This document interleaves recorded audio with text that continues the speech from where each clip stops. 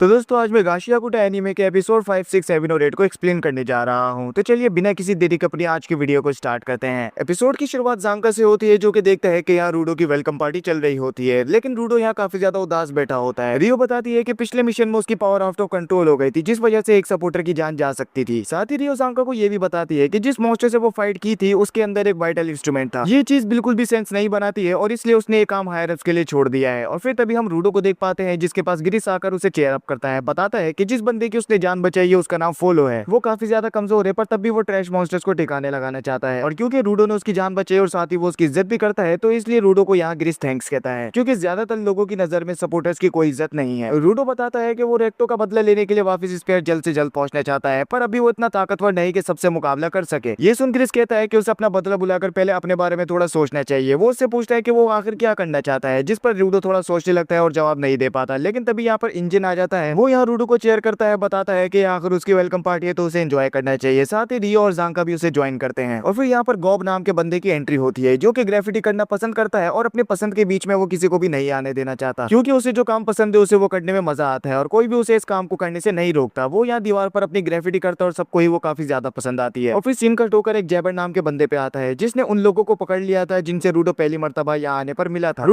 वो उनसे रूडो की सारी इन्फॉर्मेशन निकलवाने के बाद उन्हें मार देता है और फिर रूडो की तलाश शुरू करता है। और फिर सीन कट होता है जहाँ सैम्यू ज़ांका, रूडो और ग्रिस को बुलाती है। बताती है कि उनके लिए एक मिशन आया है जहाँ एक मर्चेंट अपनी कार्गो लेकर पॉल्यूटेड जोन से गुजर रहा था। तभी एक ट्रैश मॉन्स्टर ने उसका कार्गो चुरा लिया। वो कार्गो और कोई नहीं बल्कि एक स्फेराइट था, यानी कि ऐसा इंसान जो स्फेयर से रूडो की तरह ही यहाँ आकर फंस गया है। रूडो ये नहीं समझ पाता है कि अगर वो इस मिशन पर जाता है तो उसे स्फेयर तक पहुंचने की कोई हिंट मिल पाएगी। ज़ांका को इस मिशन में कुछ गड़बड़ लगती है, लेकिन सैम्यू बताई थी कि इंजन ने पर्सनली उसे मिशन असाइन किया और इसलिए ज़ांका खुशी से इस मिशन पर चला जाता है। और फिर सीन कट होता है जहाँ इन सबको एक पॉल्यूटेड जोन में देखते हैं। यहाँ फॉलो बताता है कि ग्रिस अक्सर मिशन पर जाते वक्त एक चाम अपने पास रखता है और उससे रोजाना प्रे करता है कि सब लोग सही सलामत घर वापस लौटें। अब यहाँ रास्ते के बीच पीछे से वो मर्चेंट आकर इन्हें डरा देता है। रूडो उसे देख स्फेयराइट के बारे में तरह तरह के उससे सवाल करने लगता है, जहाँ ये मर्चेंट बताता है कि वो ट्रैश मॉन्स्टर उस स्फेयराइट को लेकर एक बिल्डिंग में छुपा हुआ है। ये मर्चेंट फिर इन सबको जबरदस्ती उस बिल्डिंग के अंदर ले जाता है, जहाँ बिल्डिंग के बीच में एक ट्रैप एक्टिवेट होता है और ये लोग नीचे गिरकर एक पार्किंग लॉट में पहुंच जाते हैं। वो लोग मर्चेंट से पूछते हैं कि आखिर यहाँ चल क्या रहा है, जिस पर मर्चेंट तभी मट्टी में तब्दील हो जाता है और तभी इनके सामने दो आदमी आते हैं जो कि अपने आप को रेडर्स बुलाते हैं। रेडर्स वो लोग होते हैं जो अपने वाइटल इंस्ट्रूमेंट्स का गलत इस्तेमाल करते हैं। ये बात साफ थी कि ये लोग रूडो को पकड़ने के लिए यहाँ आए और इसलिए रूडो को लेकर सब लोग यहाँ से भागने लगते हैं, जहाँ ज़ांका अकेला ही इन दोनों से फाइट करने का डिसाइड करता है। इनमें से एक का वाइटल इंस्ट्रूमेंट गीली मिट्टी को कंट्रोल कर सकता है, जहाँ वो मिट्टी के क्लोन्स बनाकर ज़ांका को डिस्ट्रैक्ट रखती है और उसका दूसरा आदमी ज़ांका की पिटाई करता है। कुछ देर तक पिटने के बाद ज़ांका उनकी ट्रिक समझ जाता है और बताता है कि वो अपने वाइटल इंस्ट्रूमेंट के साथ रोज ट्रेनिंग करता है और इसलिए अब ये ट्रिक उस पर काम नहीं करेगी। और फिर उसके एक अटैक से दोनों ही यहाँ बेहोश हो जाते हैं। जहाँ तभी ज़ांका खुश हो रहा होता है, लेकिन तभी उसके पीछे से जैबर आ जाता है और एपिसोड 4 यहीं एंड हो जाता है।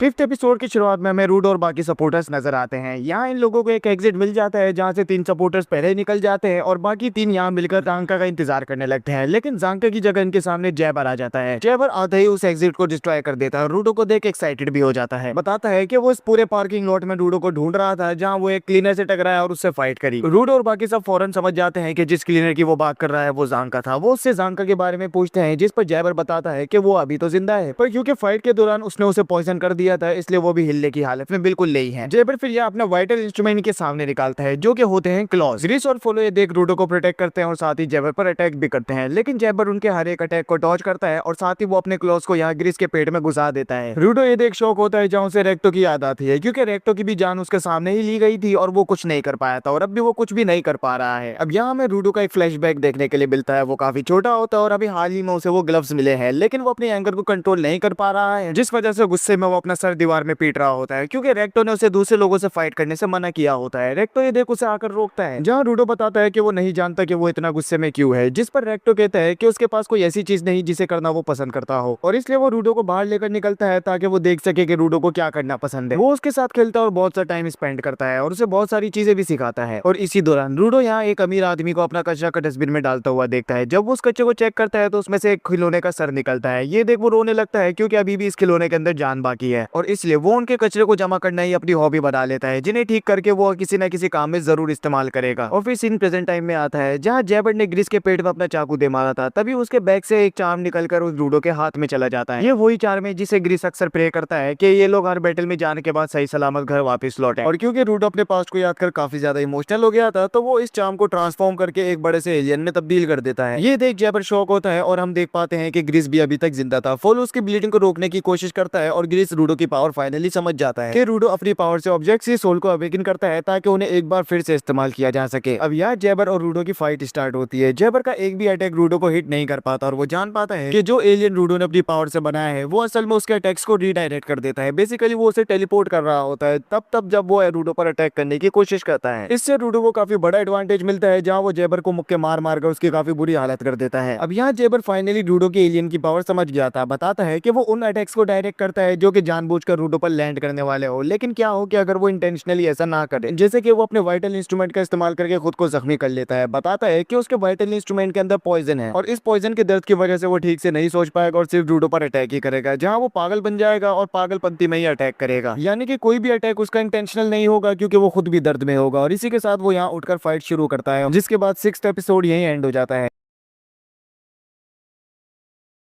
7th एपिसोड की शुरुआत होती है जहां जेबर पॉइजन के दर्द के मारे पागल हो चुका था। साथ ही उसके अटैक अब पहले से कई ज्यादा स्ट्रॉन्ग हो गए हैं और वो अब बिना रुके बिना हिचकिचाए अटैक कर रहा होता है। और क्योंकि कोई भी अटैक इंटेंशनल नहीं है, तो ग्रिस का ट्रांसफॉर्म हुआ चार्म यहाँ जेबर के अटैक को रिडायरेक्ट नहीं करता है, इसलिए रूडो को उसके अटैक्स को डॉज करता है। जेबर रूडो पर भारी पड़ने लगा था, जहाँ उसका एक अटैक रूडो की काफी बुरी हालत कर सकता था। रूडो फाइट में स्ट्रगल करने लगता है, लेकिन तभी जांग आकर उसे बचा लेता है। उसकी बॉडी में अभी भी पॉइजन है, जिस वजह से वो सही से चल नहीं पाता और इसी वजह से वो काफी देर से रूडो और जेबर की फाइट देख रहा है। उसने पूरी फाइट को एनालाइज कर लिया था, जहां वो रूडो की पावर के बारे में भी समझ गया था। वो यहाँ रूडो से कहता है कि वो उस पर इंटेंशनली अटैक करेगा। ऐसा करने से उसका ट्रांसफॉर्म हुआ चार्म उसे जेबर के पास टेलीपोर्ट कर देगा, जहां उसे अपने चलने फिरने की बिल्कुल भी फिक्र करने की जरूरत नहीं होगी और वो जेबर पर अटैक कर पाएगा। और फिर इनकी ये स्ट्रेटेजी काम करने लगती है, जहाँ जेबर की काफी जबरदस्त धुलाई चल रही होती है। जेबर फिर यहाँ बेहोश हो जाता है, जहाँ जांग का भी पॉइजन की वजह से थक जाता है और अब लड़ने की हालत में बिल्कुल नहीं होता। रूडो ये समझता है कि फाइट खत्म हो चुकी है, जिस वजह से उसका चार्म भी अपने पर्पस को पूरा करने के बाद राख में बदल जाता है, क्योंकि उसका मकसद पूरा हो गया था, जो कि था रूडो की हिफाजत करना। ये देख हम समझ पाते हैं कि रूडो अपनी पावर से जिन किसी भी ऑब्जेक्ट्स को ट्रांसफॉर्म करता है उन्हें सिर्फ एक बार इस्तेमाल किया जा सकता है, जिसके बाद वो राख में बदल जाते हैं। रूडो ये देख काफी ज्यादा डर जाता है कि उसने ग्रिस के चार्म को डिस्ट्रॉय कर दिया और वो ये देख इमोशनल होने लगता है। तभी हम उसकी कमर पर एक निशान देख पाते हैं, जिसे देख हमें पता चलता है कि फाइट के दौरान जेबर उसे अपने क्लॉ से हिट करने में कामयाब हो गया था, जिस वजह से अब उसकी बॉडी में पॉइजन फैलने लगा है और वो अब हिल नहीं पाता। साथ ही जेबर भी यहाँ अपने उल्टे हाथ वाले क्लॉज को अपनी बॉडी में इंजेक्ट करता है, जिससे वो पूरी तरीके से ठीक हो जाता है। बताता है कि इस लेफ्ट वाले क्लॉ को इंजेक्ट करने से उसका सारा दर्द चला जाता है। जांगा ये देख उसे रोकने की कोशिश करता है, जहाँ जेबर उसे वापस से पॉइजन कर देता है और रूडो को उठाकर यहाँ से भागने लगता है। और जैसे ही वो इस पार्किंग लॉट से बाहर निकलता है तो देखता है कि कुछ बिल्डिंगें डिस्ट्रॉय हो रखी है। यहाँ वो अपने सामने रियो और इंजन को देखता है, जहाँ इंजन के एक अटैक से वो काफी दूर जा गिरता है। यहाँ हम जान पाते हैं कि रूडो के साथ टोटल 5 सपोर्टर्स थे, जहाँ ग्रिस और फोलो वहीं रुके हुए थे। बाकी 3 सपोर्टर्स ने यहाँ इंजन और बाकी क्लीनर्स को बुला लिया था मदद के लिए। अब यहाँ बाकी सपोर्टर्स ग्रिस और फोलो को ढूंढने के लिए निकल जाते हैं, जहाँ इंजन और बाकी सब जेबर से फाइट करने का डिसाइड करते हैं। यहाँ हम जान पाते हैं कि जेबर एक साइकोपाथ है, जो कि अपने स्ट्रॉन्गर अपोनेंट से फाइट करने के लिए काफी ज्यादा एक्साइटेड हो जाता है। वो यहाँ इन तीनों से अकेला फाइट करने जा रहा होता है, क्योंकि बॉस ने उसे ऑर्डर्स दिए थे कि वो रूडो के बगैर वापस नहीं आ सकता। लेकिन तभी एक लड़की उसके पीछे टेलीपोर्ट होकर आ जाती है, बताती है कि बॉस उसे बुला रहे हैं और वो अपने मिशन को छोड़ बॉस के पास चले, क्योंकि बॉस ने उसे रूडो को जो पकड़ने का टाइम दिया था वो अब खत्म हो चुका है। जेबर ये सुन उस लड़की के साथ यहाँ से जाने लगता है, जहाँ रूडो से रोकता है। बताता है कि उनकी फाइट अभी भी बाकी है। जेबर तभी देखता है कि उसके ग्लव्स पर एक जाना पहचाना सिंबल बना और वो समझ जाता है कि उसके ग्लव्स असल में वॉचमैन सीरीज का पार्ट है। वो इस बारे में रूडो को भी बताता है, लेकिन रूडो नहीं जानता कि वॉचमैन सीरीज क्या है। लेकिन वो ये खुशखबरी अपने बॉस को जरूर बताएगा, जिस वजह से बॉस रूडो को ढूंढते हुए खुद आएंगे। और इसी के साथ ये लड़की एक टेलीपोर्ट गेट बताती है, जिसके जरिए दोनों ही टेलीपोर्ट होकर यहाँ से कहीं निकल जाते हैं। और फिर सीन कट होता है, जहाँ हम देख पाते हैं कि रूडो और जांका पर से पॉइजन का असर खत्म हो गया है। रूडो फिर यहाँ अपने सामने ग्रिस को देखता है, जिसकी ब्लीडिंग रोककर ये लोग उसे इलाज के लिए ले जाने वाले थे। ये लोग नहीं जानते कि ग्रिस जिंदा बचेगा या नहीं, और इसलिए रूडो यहाँ उससे माफी मांगता है कि उसने उसका चार्म डिस्ट्रॉय कर दिया। लेकिन ग्रिस उसे थैंक यू कहता है, क्योंकि उसकी ही पावर की वजह से आज ये लोग अभी जिंदा हैं। और यही 7th एपिसोड एंड हो जाता है।